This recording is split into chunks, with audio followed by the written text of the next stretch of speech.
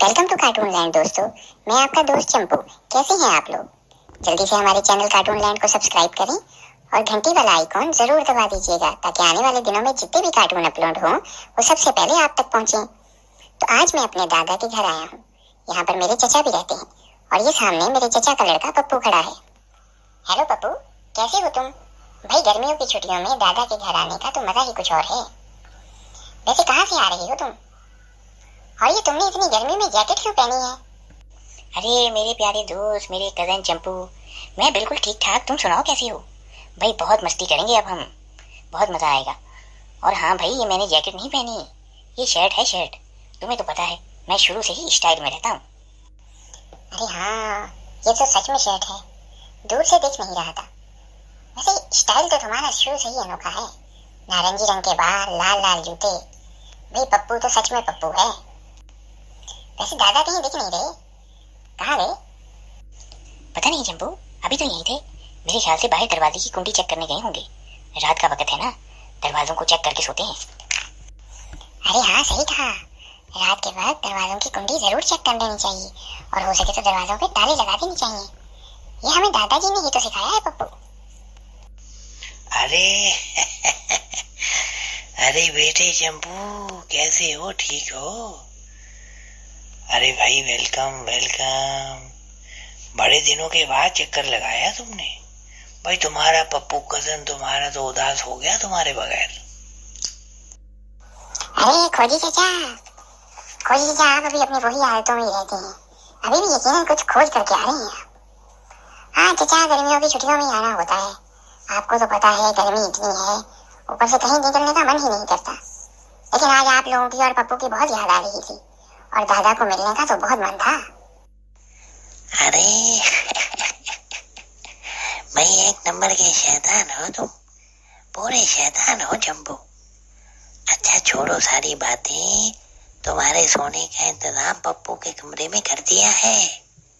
आराम से जाकर सो जाओ, रात बहुत हो गई है। सुबह उठकर खूब खेल कूद और मस्ती करना। चलो चलो पप्पू बेटे, तुम भी जाकर सो जाओ बेटे, सो जाओ। अरे नहीं चाचा नहीं, आपको पता है दादाजी के घर आए और कहानी सुने बगैर सो जाए, ऐसा तो हो नहीं सकता। क्यों पप्पू?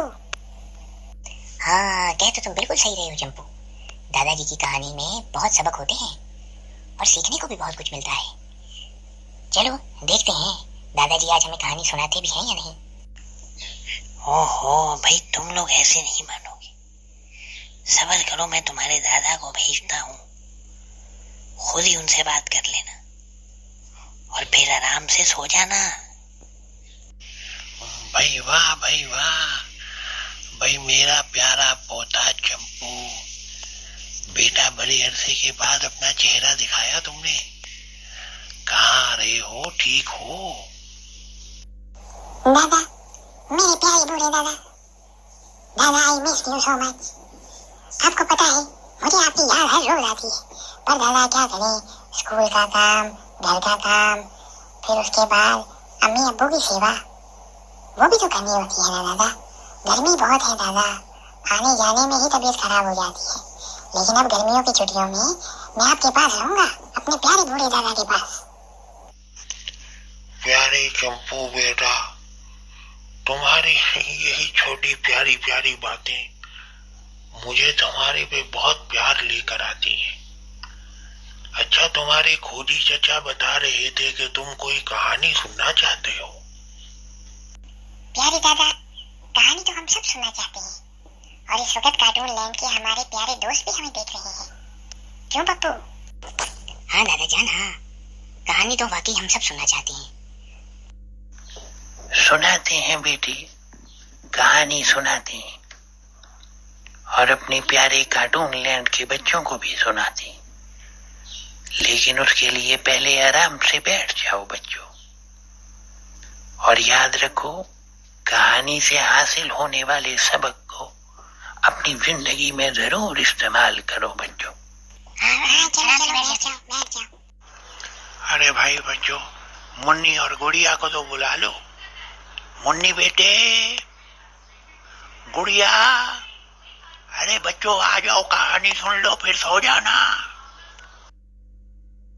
शाबाश शाबाश बच्चों, बहुत अच्छे। अरे मुन्नी थोड़ा उधर होके बैठो, बिल्कुल मेरे साथ जुड़ के बैठ गई हो। तुम्हारे कान कमजोर हैं क्या दादा की कहानी की आवाज नहीं आएगी? नहीं पप्पू भैया, मैं तो बस ऐसे ही बैठी थी। सॉरी पप्पू भैया मैं।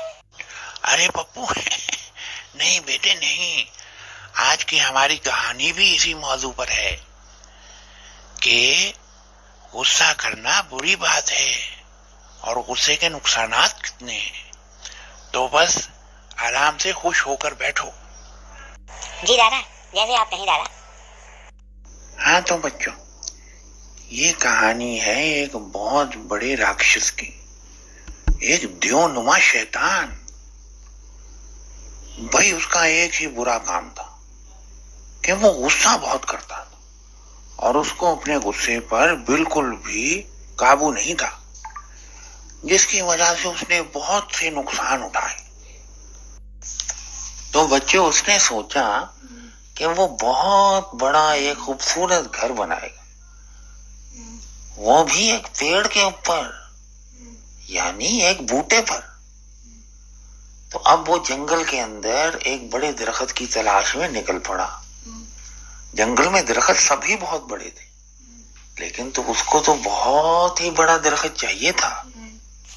दादाजान इतने बड़े दरख्त पहले कैसे होते थे? दरख्त से घर बन गया?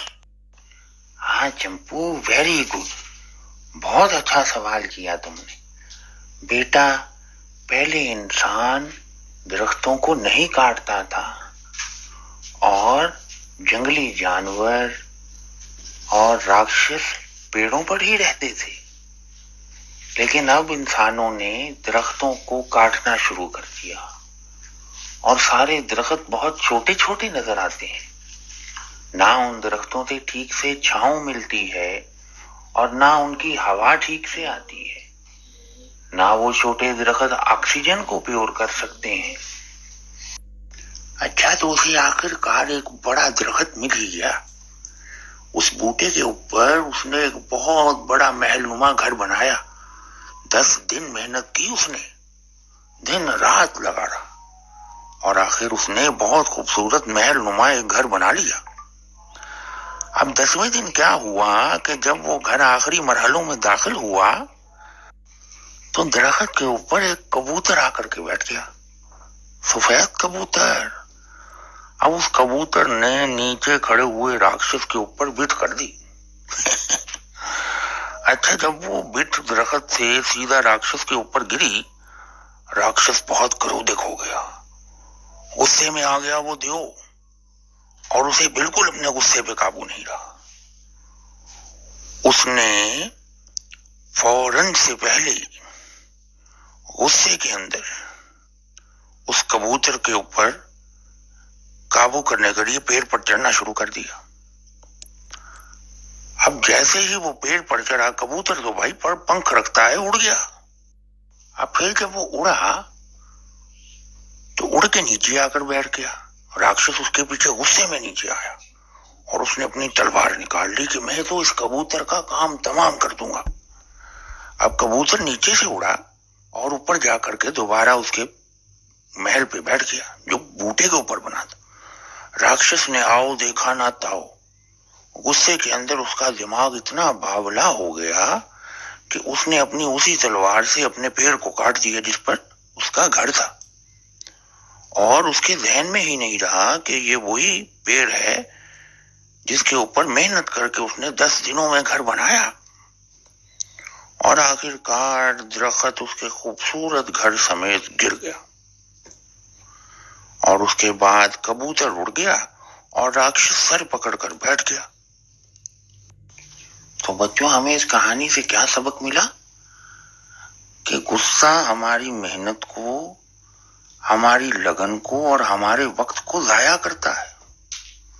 गुस्से से इंसान बहुत बड़े नुकसानात उठा सकता है, जिस तरह इस राक्षस ने उठाया। अब जंगल का सबसे बड़ा बूटा भी कट गया और उसका बनाया हुआ महल भी खत्म हो गया। तो इसी तरह जिंदगी में हमेशा बच्चों सुकून, इत्मीनान और आराम से फैसले करने चाहिए। और फिर चाहे वो युद्ध किसी से भी हो, क्योंकि जो काम ठंडे मिजाज से सुकून से हो सकता है वो गुस्से से कभी नहीं हो सकता। चलो बच्चों जाकर सो जाओ, चलो शाबाश, उठो उठो जल्दी। दादा कहानी बहुत अच्छी। हमें बहुत मजा आया कहानी का दादाजी। तो कार्टून लैंड के बच्चों, उम्मीद है आपको ये कहानी अच्छी लगी होगी। आपने भी कभी जिंदगी में गुस्सा नहीं करना और हमेशा अपनी जिंदगी को खुश रहते हुए आराम से ठंडे तरीके से फैसले करके गुजारना है।